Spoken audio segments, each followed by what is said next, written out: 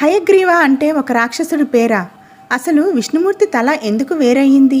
లోకరక్షణ కోసం దశావతారాలు మాత్రమే కాదు, విష్ణువు మరో దివ్య రూపం హయగ్రీవ అవతారం. హయగ్రీవాసురుడు ఘోర తపస్సుతో వరం పొందాడు. గుర్రం తల మనిషి శరీరం ఉన్నవాడే నన్ను చంపాలి అని షరతు పెట్టాడు. ఈ వరంతో అహంకారంగా మారి దేవతలను ఋషులను బాధించసాగాడు.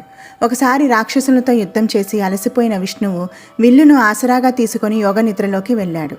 దేవతలు నిద్రలేపేందుకు బ్రహ్మ చెతపురుగును సృష్టించాడు. విల్లు నారిని కొరకమన్నాడు. భయపడిన పురుగుకు బ్రహ్మ 2 వరాలు ఇచ్చాడు. దరిద్ర ఇళ్లలో నివసించడం, హోమగుండం బయట పడిన ఆహుతులన్నీ తనకే చెందుతాయి అని. పురుగు నారిని కొరకడంతో విల్లు తెగగానే భారీ శబ్దంతో ఆ వేగానికి విష్ణువు శిరస్సు వేరే అదృశ్యమైంది. ఇది చూసి దేవతలు భయంతో వణికిపోయారు. ఆదిపరాశక్తిని ప్రార్థించగా ఆమె చిరునవ్వుతో స్పందించింది. గుర్రం తలను అమర్చమని ఆదేశించింది.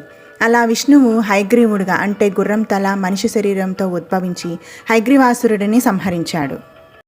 అదే సమయంలో మధు కైటబులు వేదాలను దొంగలించి సముద్రంలో దాచారు. సృష్టి వ్యవస్థకు అంతరాయం కలిగింది.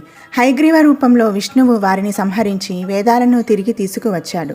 వేదాధిపత్యం బ్రహ్మకు, విద్యాధిపత్యం సరస్వతికి అందించాడు.